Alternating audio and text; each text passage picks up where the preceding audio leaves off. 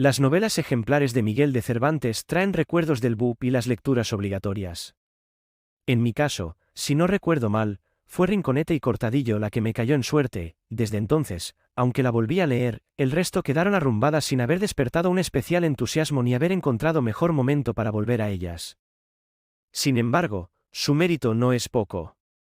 Como el mismo Cervantes señalaba con orgullo en el prólogo a las mismas, se trata de las verdaderas primeras novelas de nuestra lengua, es decir, escritas en la misma originalmente, puesto que hasta esa fecha lo que existía en estas tierras eran traducciones de novelas extranjeras.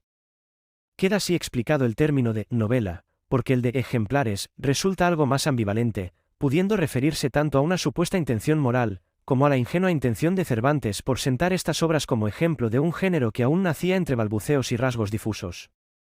Ha llegado el momento de saldar cuentas con el pasado y he leído El coloquio de los perros y Editorial Flash, una lectura sorprendente por muy diversas razones. El argumento es sencillo. Dos perros, ya mayores y experimentados en la vida, retirados en el Hospital de la Resurrección de Valladolid, cobran de súbito la capacidad de hablar como humanos. Entre ellos llegan a la conclusión de que se trata de un desarreglo de algún tipo y que, con gran probabilidad, perderán el don del habla al amanecer.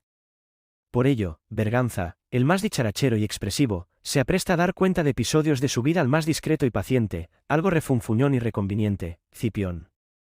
La obra se articula sobre este coloquio, a modo de representación teatral, dado que no hay narrador más allá de lo dicho y hablado por ambos perros.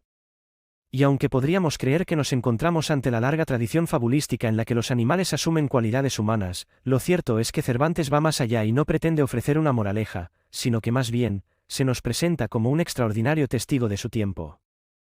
Porque en este punto se separa claramente de la citada tradición. Las anécdotas y murmuraciones de Berganza, como gusta de recriminarle Cipión, repasan la sociedad del siglo de oro con una riqueza y sinceridad que entroncan con obras como El Lazarillo de Tormes y su naturalismo castellano.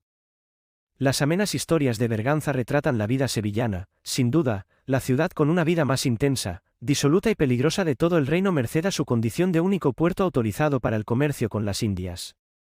En sus calles, mataderos, plazas y audiencias, Berganza verá la corrupción y deshonra que todas las riquezas atraen. Conocerá la violencia, el robo y el engaño, el cohecho y la falsedad, la prostitución y la maldad gratuita. No es de extrañar que un perro, la pura representación de la fidelidad y nobleza, no pueda soportar esta vida y huya al campo, creyendo que allí se vive entre laúdes y canciones, hermosos bailes y rondallas amorosas. Pero la vida que se encuentra como perro pastor de un rebaño de ovejas es muy diferente de lo que ha oído leer en las obras pastoriles tan del gusto de la época y a las que el propio Cervantes, pese a la burla que de ellas aquí hace, contribuyó con lo que consideraba la mejor de todas sus creaciones, la Galatea. Y así, la vida de Berganza se convierte en una sucesión de huidas y reencuentros, de decepciones y pocas alegrías. Por ese largo camino, nos da seña de la fogosidad de los negros a cuenta de un esclavo y su amante que vivía en el zaguán de una casa que guardó durante un tiempo, de la vida gitana y su príncipe payo o de las enfebrecidas mentes de quienes eran tomadas por brujas o hechiceras y que hoy tan solo tendríamos por esquizofrénicas en diversos grados. Tampoco escapan de las críticas los moriscos, si bien, en el caso de Cervantes, parece comprensible este desprecio por los fieles a una religión que, allende el Mediterráneo, le apresaron y mantuvieron cautivo durante largos años. Los ecos autobiográficos también llegan a través de la visión que el perro tiene de los poetas y de la escena que presencia en la que un ensimismado autor lee su primera obra teatral a un público de actores y empresarios del sector con nulo éxito, triste reflexión sobre la propia frustración de Cervantes por su fracaso en este género. Pero no debemos creer que El coloquio de los perros es un libro para quien quiera conocer la época o contar entre sus lecturas con una más del célebre autor como galardón de su alta cultura. Todo lo contrario.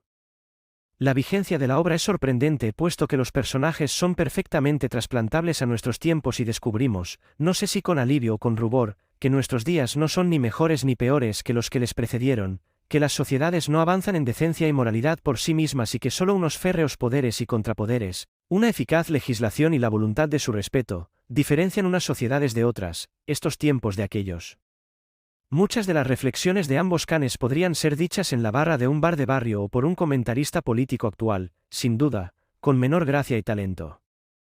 Y también, qué contradicción aparente, leer esta obra me ha permitido disfrutar de una riqueza de lenguaje, de palabras que hacía años que no leía o empleaba, de ideas, de una sensación de liviandad en la escritura y de certeza en la expresión, con un equilibrio perfecto entre el fondo y la forma, que supone un auténtico placer. Siempre tendremos la duda de si para los contemporáneos de Cervantes, el lenguaje de éste era críptico y elevado, cotidiano y accesible. Y, en lógica consecuencia, si nuestras novelas, que ahora me parecen tan monótonas y pobres en contraste con este coloquio, serán aplaudidas por los mismos méritos que yo les niego en favor de Cervantes.